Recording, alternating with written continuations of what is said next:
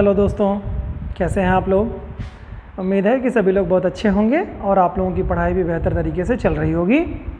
आइए अपने टॉपिक पे आते हैं। आज का हम लोगों का बड़ा ही महत्वपूर्ण टॉपिक है जो कि एक क्रम में चल रहा था संविधान संशोधन को लेकर के, जो कि अनुच्छेद 368 के तहत भाग 20 में जो वर्णित है उसके बारे में हम लोग बात कर रहे थे।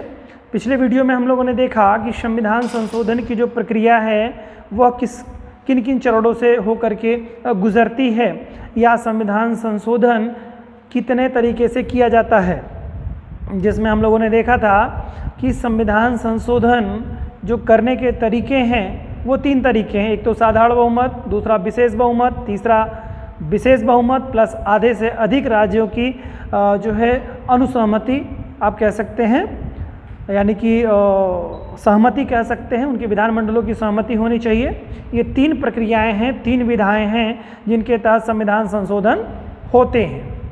संसद को यह शक्ति प्राप्त है अनुच्छेद 368 के तहत। आज हम लोग इसी क्रम में आगे बढ़ेंगे और देखेंगे कि संविधान संशोधन प्रक्रिया एक्चुअल में कैसे वर्क करती है, ये यानी कि संविधान संशोधन होता कहाँ पे है और ये किस रूप में, मतलब स्टार्ट कैसे होता है, कैसे संविधान संशोधन किए जाते हैं। ये इसके अलावा आप लोगों ने जो मैंने भी आपको बताया कि किन किन आधारों पर हो, मतलब कोई भी संविधान संशोधन करने के 3 तरीके हैं जिनके बारे में अभी मैंने जिक्र किया आप लोगों से।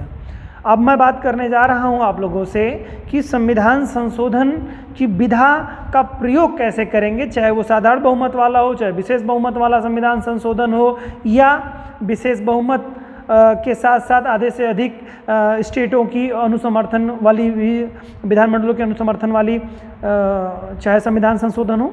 ठीक है, तो होता क्या है एक्चुअल में। सबसे पहले हमें पता है कि कोई भी संविधान संशोधन होगा वह कहाँ पर होगा, संसद में होगा। तो संसद के हमारे यहाँ 2 सदन हैं, एक लोकसभा है, दूसरी राज्यसभा है। तो कोई भी संविधान संशोधन बिल जो है, ठीक है, विधेयक जिसे कहते हैं, बिल को हिंदी में कहेंगे विधेयक, संविधान संशोधन बिल या विधेयक लेकर के आते हैं किसी भी सदन में। तो ये विधेयक जो है वह किसी भी सदन में लाया जा सकता है, संविधान संशोधन का विधेयक। चाहे वो एक्चुअली क्या होता है कि जब कोई बिल या विधेयक आता है संसद में, किसी भी संसद के सदन में, जब वह दोनों सदनों से पारित हो जाता है तब वह अधिनियम बन जाता है, एक्ट बन जाता है, यानी बिल कन्वर्ट हो जाता है एक्ट में। ठीक है, तो विधेयक जो है वह क्या बन जाता है, अधिनियम बन जाता है। ठीक है, अब आपको समझ में आई होगी बात। जैसे कोई भी चीज़ संसद में जो हमारे आता है तो वो क्या होता है कि कोई भी होगा, जैसे संविधान संशोधन विधेयक, जिसे इंग्लिश में बिल कहते हैं। ठीक है, अक्सर आपने सुना होगा कि इसमें लोकसभा में या राज्यसभा में इस तरह का बिल आया। ठीक है, तो विधेयक जो है कानून के रूप में आता है, और जब दोनों सदनों से, कौन से दोनों सदनों से, यानी कि लोकसभा और राज्यसभा से पारित होने के बाद राष्ट्रपति महोदय की स्वीकृति भी प्राप्त हो जाती है, तो फिर वो क्या बन जाता है, यही जो विधेयक था वह क्या बन जाता है, अधिनियम। अधिनियम बन जाता है, और यह अधिनियम जो है यही कहलाता है इंग्लिश में एक्ट। ठीक है, जब कोई बिल पारित हो जाता है, विधेयक पारित हो जाता है, तो अधिनियम बन जाता है, कानून बन जाता है। अब सवाल पैदा होता है कैसे कैसे ये होता है। देखिए, पहली चीज़ तो कि कोई विधेयक जब आता है तो इस किसी विधेयक के लिए, यानी संविधान संशोधन जो विधेयक है, यह विधेयक कभी भी, इसके लिए संयुक्त बैठक का कोई प्रावधान नहीं है। जब भी कोई कानून बनना होगा तो संयुक्त बैठक नहीं होगी। जो आर्टिकल 108 के तहत संयुक्त बैठक होने का प्रावधान होता है, तो ये होता है साधारण विधेयक के लिए। साधारण विधेयक जब कोई होता है तो साधारण बहुमत से कोई परिवर्तन जब करना होता है तो वहाँ पर तो बैठ जाता है, लेकिन संविधान संशोधन विधेयक की बात हो रही है यहाँ पर, जो 368 की। अब देखिए, कोई भी, जैसे आपने, मैंने बताया था आपको, साधारण बहुमत के आधार पर, साधारण बहुमत के द्वारा संविधान संशोधन, तो साधारण बहुमत द्वारा संविधान संशोधन। देखिए, जब कोई साधारण बहुमत द्वारा कोई संविधान संशोधन होता है तो वह 368 के दायरे में नहीं आता है, यानी कि अनुच्छेद 368 के दायरे में नहीं होता है, सीधे साधारण बहुमत के द्वारा उसको पारित कर दिया जाता है, कोई भी कानून जो भी होता है। यहाँ बात हो रही है कोई संविधान संशोधन की, तो संविधान संशोधन साधारण बहुमत के द्वारा नहीं होता है, ठीक है, मोस्टली उसमें विशेष बहुमत या आधे से अधिक राज्यों की सहमति के द्वारा होता है। तो अब कोई विधेयक जब आया, कोई कानून संसद में आया, तो संसद के किसी एक सदन में जाएगा, चाहे वो लोकसभा में चाहे राज्यसभा में। अब होता क्या है कि जिसमें सरकार का बहुमत होता है, मोस्टली उसी सदन से उस विधेयक को स्टार्ट किया जाता है। सामान्यतः, कोई ज़रूरी नहीं है कि ऐसा हो, लेकिन सामान्यतः वही होता है कि जहाँ पर लगता है कि आसानी से जिस सदन से पास कराया जा सकता है विधेयक, उसी में ही आता है वो बिल, ठीक है। तो उस सदन से पारित हो जाएगा, फिर दूसरे सदन से भी पारित हो जाएगा। जिस भी तरह का विधेयक है वो 2/3 बहुमत वाला विधेयक है, विशेष बहुमत वाला, तो वो दोनों सदनों से इंडिविजुअल उसको पारित होना मस्ट है। इसके बाद में, पारित होने के बाद वो राष्ट्रपति महोदय के पास जाता है। राष्ट्रपति महोदय अगर स्वीकृति अपनी प्रदान कर देते हैं तो वो विधेयक क्या बन जाता है, कानून, यानी एक्ट के रूप में कार्य करने लगता है। तो ये तो थी आपकी प्रक्रिया कि कैसे कैसे बनता है। और इसके पहले वाले वीडियो में हम लोगों ने देखा था कि किन किन विधाओं से बनता है, मतलब तरीके क्या हैं, 3 तरीके जो मैंने जिक्र किया आप लोगों को। तो कोई भी संविधान संशोधन इसी के आधार पर होता है, और इसके अलावा कोई सामान्य विधि नहीं है कि जिसके तहत साधारण तरीके से यह पारित हो जाए, ठीक है। और मैंने अभी आपको बताया कि आर्टिकल 108 के तहत, अनुच्छेद 108 के तहत कभी भी कोई भी संविधान संशोधन बिल अगर है, विधेयक है, तो उसको संयुक्त बैठक का जो प्रावधान किया गया है वो इसके दायरे में नहीं आएगा। ये बात हमेशा ध्यान में रखिएगा। तो आज हम लोग बात करेंगे कुछ महत्वपूर्ण विषयों पर इसी के क्रम में कि एक्चुअल में संविधान संशोधन विधेयक होता क्या है, और संविधान संशोधन की सबसे ज़्यादा महत्वपूर्ण समझ बनने के लिए, देखिए हमारे जितने भी 22 भाग हैं, 22 भागों में अगर हम देखेंगे तो सबसे महत्वपूर्ण भाग जो हमारा होता है वो क्या है, फंडामेंटल राइट है। क्या है, फंडामेंटल राइट, जिसे हम क्या कहते हैं, मौलिक अधिकार कहते हैं। मौलिक अधिकार में जो परिवर्तन होते हैं उनके बारे में आज हम लोग चर्चा करने वाले हैं। उनके संदर्भ में हम लोग आज देखेंगे कि एक्चुअल में कि ये जो संविधान संशोधन है यह मौलिक अधिकारों में के लिए कैसे वर्क करता है, क्या मौलिक अधिकारों में संविधान संशोधन किए जा सकते हैं, तो कैसे किए जा सकते हैं, क्या मूल संविधान में इसका प्रावधान था, शुरुआती दौर में क्या क्या व्यवस्थाएं हुई हैं, कैसे कैसे फंडामेंटल राइट में परिवर्तन किए गए हैं, या फंडामेंटल राइट में परिवर्तन कैसे किए जाते हैं, इनके लिए कौन कौन से वाद हुए हैं, इन सारे वादों के संदर्भ में हम लोग चर्चा करने वाले हैं। हम लोग समझने वाले हैं कि कैसे कैसे इन वादों से निपटा जा सकता है, और कैसे हम लोग क्या प्रक्रिया करके कि संविधान संशोधन कर सकते हैं। तो देखिए बात यह है कि आर्टिकल 368 जो है, अनुच्छेद 368, ठीक है, ये बड़ा ही महत्वपूर्ण अनुच्छेद है, जैसा कि इस पर पूरा टॉपिक ही बेस्ड है। तो बात करते हैं हम लोग मौलिक अधिकार की। तो मौलिक अधिकार में क्या 368 का प्रयोग करते हुए संविधान संशोधन किए जा सकते हैं, एक बड़ा महत्वपूर्ण सवाल है। तो ये बड़ा विवादित सवाल भी रहा है। विवादित क्यों था, अभी मैं आपको बताता हूँ विवादित क्यों था। कि आप देखेंगे, आप लोगों ने देखा है फंडामेंटल राइट जो है आपका, वो किस अनुच्छेद से आपका शुरू होता है, अनुच्छेद 12 से लेकर के अनुच्छेद 35 के मध्य तक आप संविधान आप देखेंगे तो फंडामेंटल राइट आपका दिया गया है। अब इसी में ही आप देखेंगे अनुच्छेद 13 के बारे में आप लोगों ने सुना होगा, जिसमें न्यायिक पुनरावलोकन की बात की गई है। अनुच्छेद 13(2) में क्या कहा गया है, उसमें एक शब्द लिखा गया है विधि, विधि के अधीन शब्द है। तो विधि के दायरे के अंतर्गत अनुच्छेद जो है कितना, अनुच्छेद 13(2) में जो बताया गया है उसमें एक शब्द यूज किया गया है 13(2) में कि विधि शब्द का यूज किया गया है विधि के दायरे में क्या क्या आता है, क्या विधि के दायरे में संविधान संशोधन आता है कि नहीं आता है, अगर आता है तो क्या किया जा सकता है और नहीं आता है तो क्या किया जा सकता है। इस तरह का एक बहुत पुरजोर तरीके से डिस्प्यूट और विवाद रहा है, जिस पर लंबे समय तक कोर्टों में बातें चलती रही हैं। और जब तक केशवानंद भारती बनाम केरल राज्य का निर्णय नहीं आ जाता है और उसके बाद में मिनर्वा मिल्स जो है इसका निर्णय कुछ आ जाता है, तो वो सारी विषयों पे आज हम लोग चर्चा करने वाले हैं, करने जा रहे हैं, कर ही रहे हैं।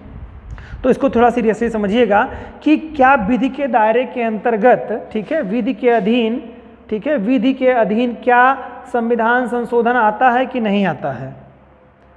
अब देखिए क्या है, इसमें कहा गया है कि फंडामेंटल राइट में, ठीक है, फंडामेंटल राइट में यानी मौलिक अधिकार में क्या 368 का प्रयोग करते हुए परिवर्तन किया जा सकता है कि नहीं किया जा सकता है। तो शुरुआती दौर से अगर हम देखेंगे तो शंकरी प्रसाद बनाम भारत संघ का जो वाद था, शंकरी प्रसाद बनाम भारत संघ 1951 में का जो वाद था, इसके दायरे के तहत देखा गया है कि क्या ये, पहली चीज़ तो ये जान लीजिए कि जो पहला भूमि सुधार 1951 में जो भूमि सुधार का पहला जो कानून बना था, कानून जो आया था, उसको लेकर के एक वाद सुप्रीम कोर्ट में दायर किया जाता है, ठीक है, कि क्या आधारभूत जो संरचना है उसमें, मतलब यह, तो इसमें मूल रूप से यही बात है कि भूमि सुधार जो था, भूमि सुधार, थोड़ा मैं इस पर थोड़ा हिस्ट्री में इसके चला जाता हूँ। भूमि सुधार क्या है कि 1951 में सबसे पहले जब देश आज़ाद हुआ तो उस समय जो लैंड थी, ज़मीनें थीं, उसको लेकर के बड़ी विविधताएं थीं, दिक्कतें थीं। दिक्कतें ये थी कि जनसंख्या का बहुत बड़ा हिस्सा लैंड विहीन था, और दूसरी चीज़ है कि उस समय भारत नया आज़ाद हुआ था तो इसको बहुत सारी ज़मीनों के अधिग्रहण की भारत सरकार को ज़रूरत पड़ती थी। तो मोस्टली होता क्या था कि जैसे उस समय क्या संपत्ति का जो अधिकार है वो मौलिक अधिकार हुआ करता था, ठीक है, संपत्ति का अधिकार, मौलिक अधिकार जो आप आर्टिकल 31 देखते हैं, आज वर्तमान समय में जिसे शून्य कर दिया गया है, या कहिए कि वहाँ से हटा करके इसको एक विधिक अधिकार बना दिया गया, 300 का में जो डाल दिया गया है, तो उसमें देखते हैं संपत्ति के अधिकार को। तो उस समय क्या हुआ था कि सरकार को बहुत सारी इंडस्ट्री लगानी थी, बहुत सारे मतलब जो है सार्वजनिक कार्यों के लिए ज़मीनों का अधिग्रहण करना था, सड़कें बनानी थी, हाईवेज़ बनाने थे। तो सरकारें ज़मीनों का अधिग्रहण करना चाह रही थी, कर भी रही थी, या ज़मीनों का जो बैलेंस था समाज में वो डिस्प्यूटेड था, तो उसको बांटने का भी प्रयास किया सरकार ने कि ऐसा ना हो कि बस कुछ 2-4%, 10% लोगों के पास ही लैंड का पूरा स्वामित्व रहे और बाकी लोग भूमिहीन हो जाए, तो फिर भारत गरीब कंट्री है तो कैसे विकास करेगा। कृषि प्रधान यहाँ पर कल्चर था उस समय भी, आज भी देखिए कृषि में बहुत बड़ा रोल है हमारे जीडीपी में। तो उस समय क्या था कि भूमि को सुधार करने की बहुत ज़्यादा आवश्यकता थी, तो भारत सरकार ने एक अधिनियम लेकर करके आ जाते हैं और अपना उसमें कानून बना देते हैं भारत सरकार।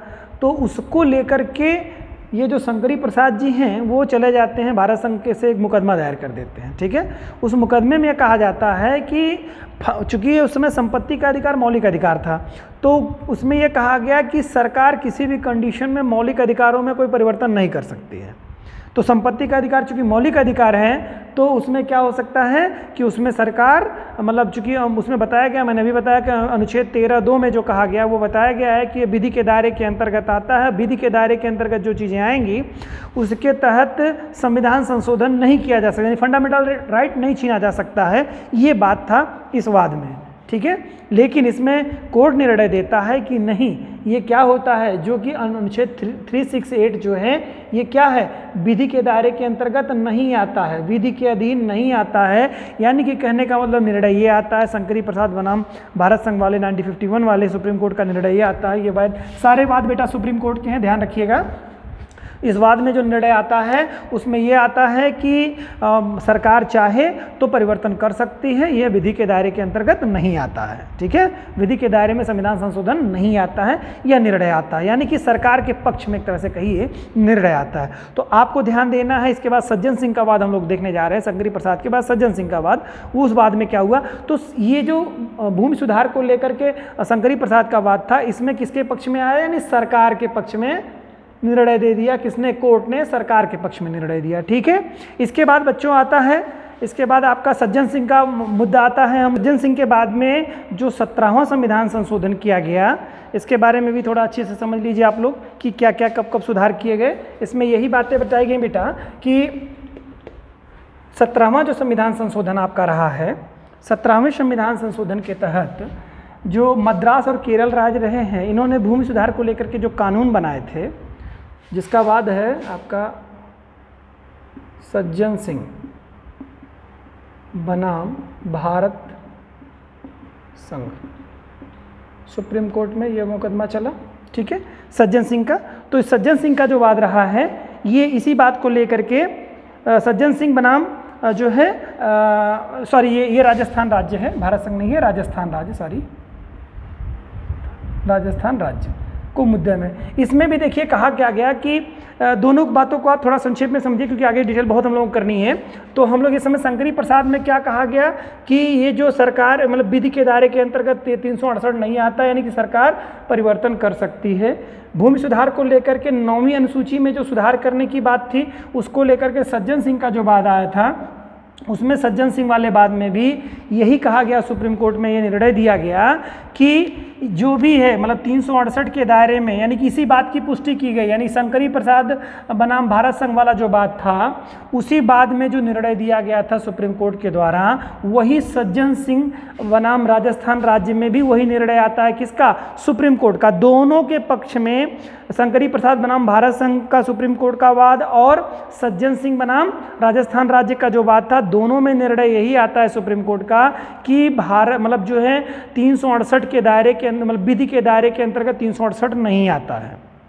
ठीक है, यानी कि नहीं आता, यानी कि सरकार जो कर रही है, जो सुधार कर रही है, परिवर्तन कर रही है, वो बिल्कुल फेवरेबल है। ठीक है, कोई दिक्कत नहीं है, कोई मतलब समस्या नहीं आती है। लेकिन समस्या वहाँ आ जाती है जब गोलकनाथ बनाम भारत संघ का जब बात आ जाता है, गोलकनाथ बनाम पंजाब राज्य का जब बात आ जाती है, गोलकनाथ बनाम पंजाब राज्य का जो वाद आ जाता है, इस वाद से ही समस्या क्रिएट हो जाती है। तो बहुत ही महत्वपूर्ण शब्द है, ध्यान रखिएगा। गोलकनाथ का जो मुद्दा है वह बहुत ही महत्वपूर्ण मुद्दा है, जो कि आप बात करेंगे तो आपका 1967 की बात हो रही है, ये 1967 की, और ये जो राजस्थान सज्जन सिंह बनाम राजस्थान राज्य की बात है, ये 1965 की बात हो रही थी, 1965 की, और ये बात हो रही थी 1951 की। तो गोलकनाथ बनाम पंजाब राज्य में क्या होता है कि सरकार के अगेंस्ट सुप्रीम कोर्ट का एक ऐसा निर्णय आ जाता है, इस निर्णय में जो फैसला आता है, उस निर्णय के तहत ये बात कही जाती। तो इस वाले गोलकनाथ बनाम पंजाब राज्य वाले बाद में सुप्रीम कोर्ट का जो निर्णय आता है, ये 11 जजों की पीठ वाली मतलब जो है कमेटी रहती है, जिसमें निर्णय दिया जाता है कि भाई देखो ऐसा है कि 368 के दायरे के अंतर्गत, ठीक है, ये बताया गया है कि ये विधि के दायरे के अंतर्गत आता है। कौन आता है, यानी कि विधि के दायरे के अंतर्गत। और विधि जो शब्द है वह क्या है, अनुच्छेद, मैंने अभी आपको बताया 13(2) में जो वर्णित बात है, ध्यान रहे, किसमें, 13(2) में जो बात कही गई, उसमें यह कहा गया है विधि के दायरे के अंतर्गत आता है। यानी कि कहने का मतलब सरकार संविधान संशोधन नहीं कर सकती है, कहने का मतलब ये हो जाता है, यानी कि सरकार उसी में परिवर्तन कर सकती है, केवल फंडामेंटल राइट में परिवर्तन नहीं कर सकती है। सरकार का निर्णय इस रूप में आ जाता है, यानी कि सरकार के अगेंस्ट जो निर्णय आ जाता है वो गोलकनाथ बनाम पंजाब राज्य वाले बाद में निर्णय सरकार के अगेंस्ट में आ जाता है। ठीक, अगेंस्ट में आने के बाद में, और इसका जो होता है, चूंकि 11 जजों की पीठ रहती है, तो 6 और 5 के अनुपात में निर्णय आता है, यानी 6 लोगों की सहमति होती है कि यह विधि के दायरे के अंतर्गत, यानी संविधान संशोधन विधि के दायरे के अंतर्गत आता है।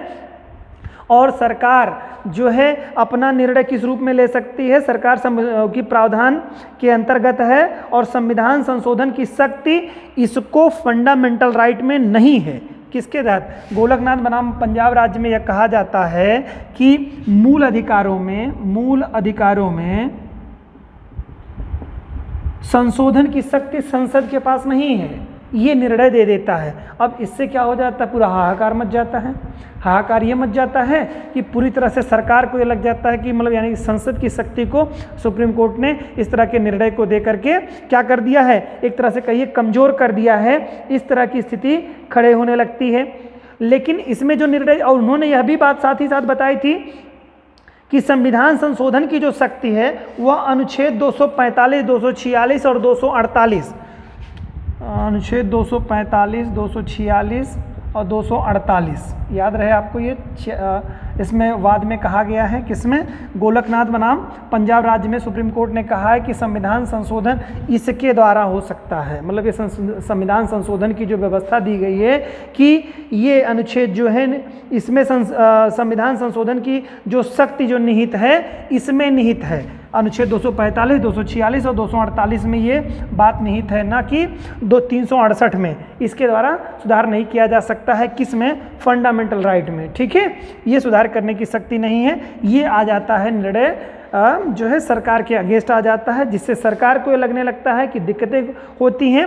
और ये भी चीज़ें हैं, जैसे इसके पहले जो सज्जन सिंह का बात था, निर्णय था, या शंकरी प्रसाद का जो निर्णय था, इसका जो निर्णय आया यह भूतलक्षी प्रवृत्ति का इसका निर्णय था। यानी कि कहने का मतलब पहले के जो निर्णय थे, शंकरी प्रसाद बनाम भारत संघ या सज्जन सिंह बनाम राजस्थान राज्य में जो मुकदमा था, इन पर कोई असर नहीं डालता था। इवन साथ ही साथ ये जो गोलकनाथ बनाम पंजाब राज्य वाला जो बात रहा है, इसमें भी किसी भी तरह सा जो सज्जन सिंह का जो था जो निर्णय था, सबका जो पलटने के बाद का जो निर्णय आया है, यह निर्णय भविष्यलक्षी करके, मतलब एक तरह से कहिए कि इनका निर्णय दिया गया, जिसके लिए शब्द यूज होता है भविष्यलक्षी प्रभाव के नाम से जाना जाता है इसको, भविष्यलक्षी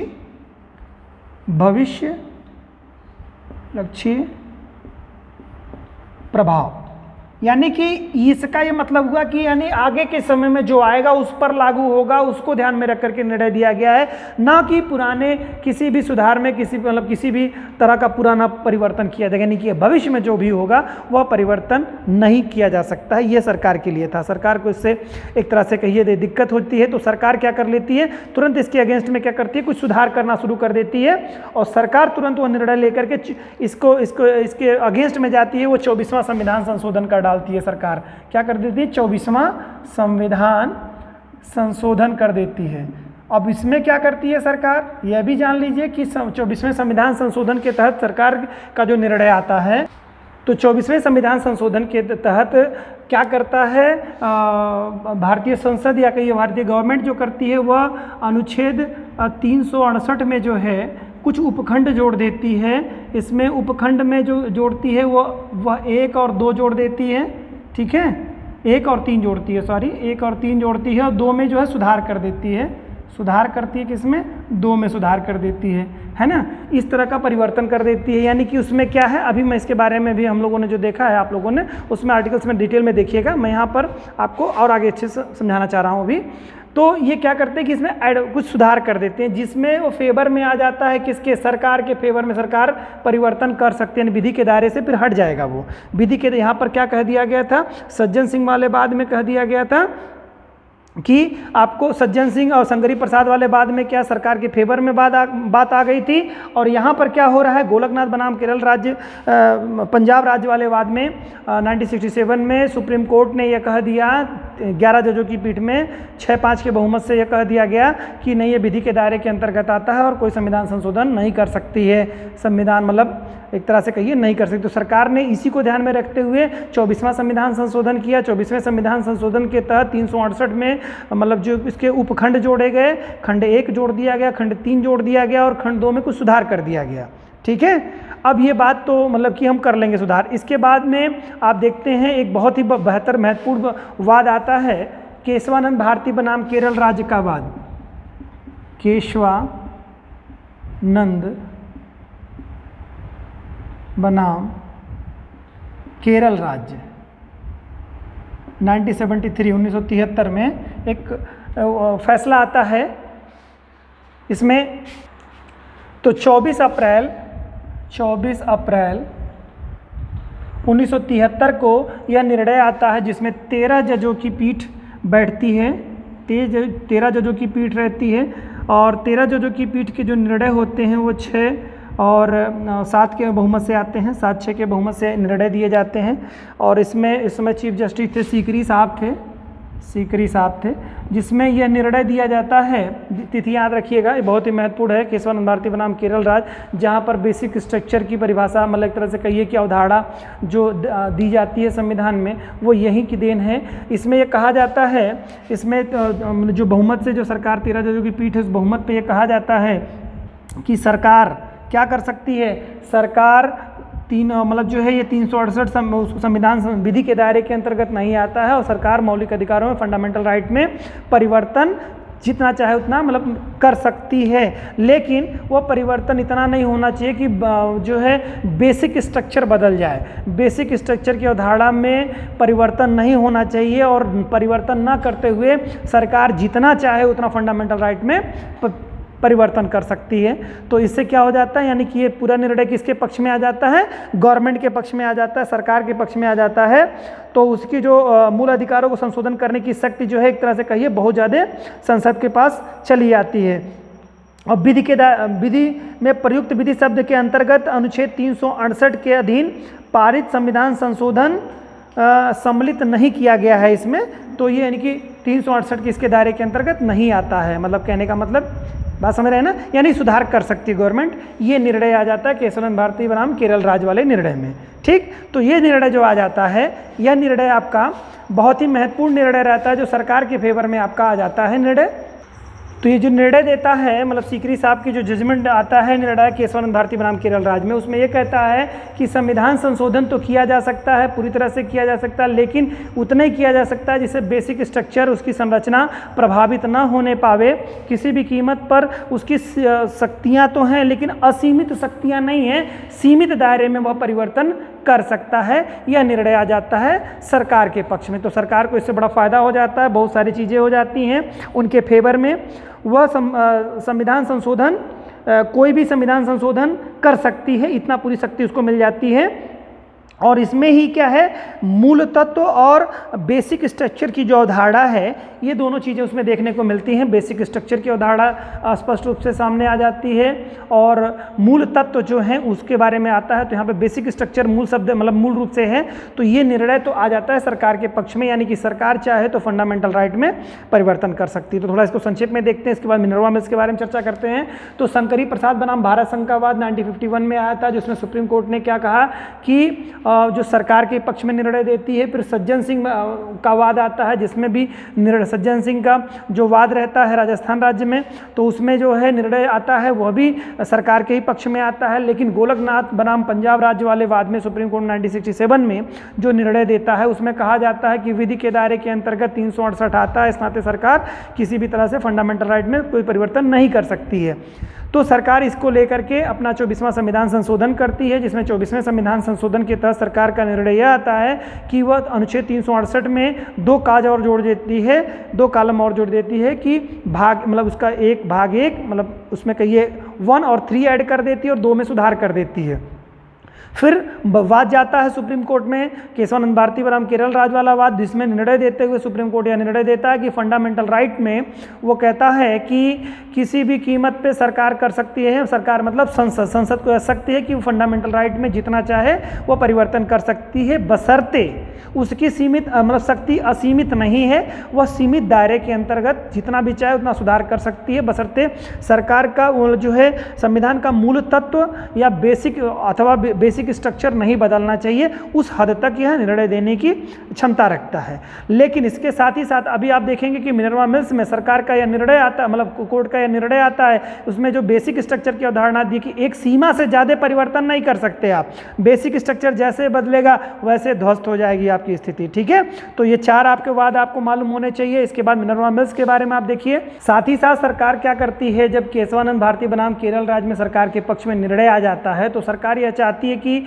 अपने जो संविधान संशोधन की शक्ति है, यानी संसद की जो पावर है उसको असीमित करने के लिए वो क्या कर देता है, फिर अनुच्छेद 368 में जो 1 और 3 मतलब जो जोड़ा गया था, पहले 2 तक था, तो उसमें क्या करती है, 1 3 के साथ 4 और 5 भी जोड़ देती है कॉलम, जिसमें 4 और 5 के तहत यानी कि अनुच्छेद 368 में 1 2 3 4 और 5 की स्थिति बन जाती है। 4 5 में ये कर देता है कि के तहत संविधान मतलब उसमें लिखवा देती है संसद अपने संविधान संशोधन करके, चूंकि इसमें केशवानंद भारती बनाम केरल राज्य में कहा गया था कि सरकार मतलब परिवर्तन कर सकती है, असीमित परिवर्तन कर सकती है। ध्यान रहे, असीमित परिवर्तन, वहां तक असीमित शब्द का यूज करेंगे आप, या कहिए सीमित परिवर्तन कर सकती है, असीमित परिवर्तन नहीं कर सकती, सीधे ऐसे कहिए असीमित परिवर्तन नहीं कर सकती है। और सरकार ने जो चौथा और 5वां परिवर्तन किया उसमें यह बात बताई कि इसमें अनुच्छेद 368 में जो कॉलम 4 और 5 जोड़ा गया है, यानी कि देखिए 1 2 3 4 5 ऐसे जोड़े जाते हैं शब्द, मतलब जो है उसमें सीक्वेंस में, तो चौथा और 5वां में जो सुधार किया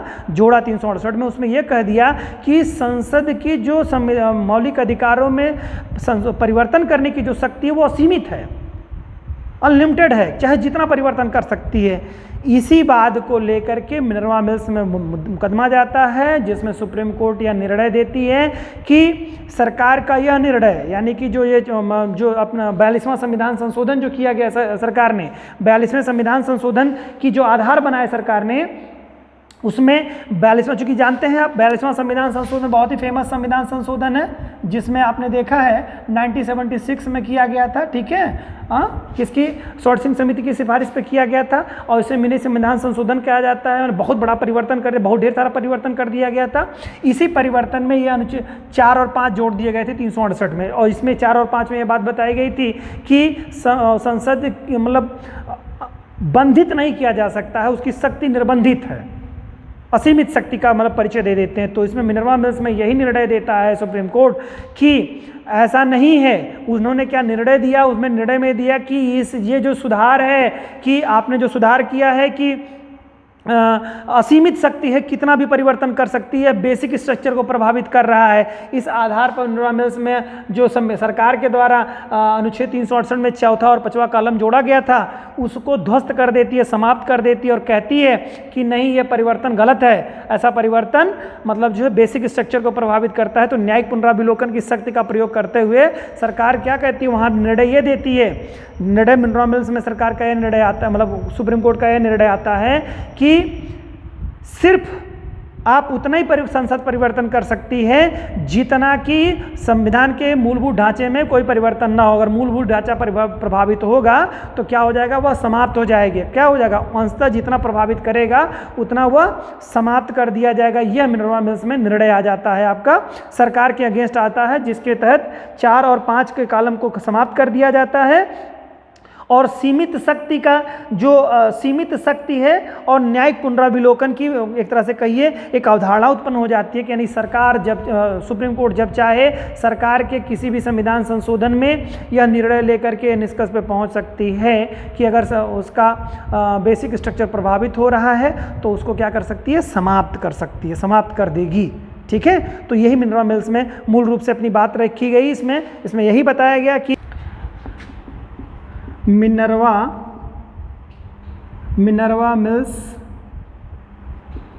बनाम भारत संघ, ठीक है, जो कि 1980 की बात है बेटा, 1980 में हुआ था। इसमें यही बात स्पष्ट रूप से कही गई है, मिनर्वा मिल्स में ये बात बताई गई है कि भाई देखो कि आप परिवर्तन वहीं तक कर सकते हो कि जिससे बेसिक स्ट्रक्चर ना प्रभावित हो। अगर बेसिक स्ट्रक्चर इफेक्टिव होता है, परिवर्तित होता है, तो उसको समाप्त कर दिया जाएगा। और यहीं से एक नई चीज़ जो एक तरह से मतलब पीएन भगवती वगैरह के बारे में आपने सुना होगा, चीफ जस्टिस वगैरह ने जो निर्णय इस पे दिया था, उस पर उन्होंने यही मतलब अवधारणा उत्पन्न की कि न्यायिक पुनरावलोकन की अवधारणा का एक तरह से कहिए यहीं से प्रादुर्भाव होता है, जिसपे सरकार क्या न्यायिक समीक्षा कर सकती है। न्यायिक समीक्षा की स्थिति सरकार नहीं कर सकती, सरकार के खिलाफ कोर्ट कर सकता है।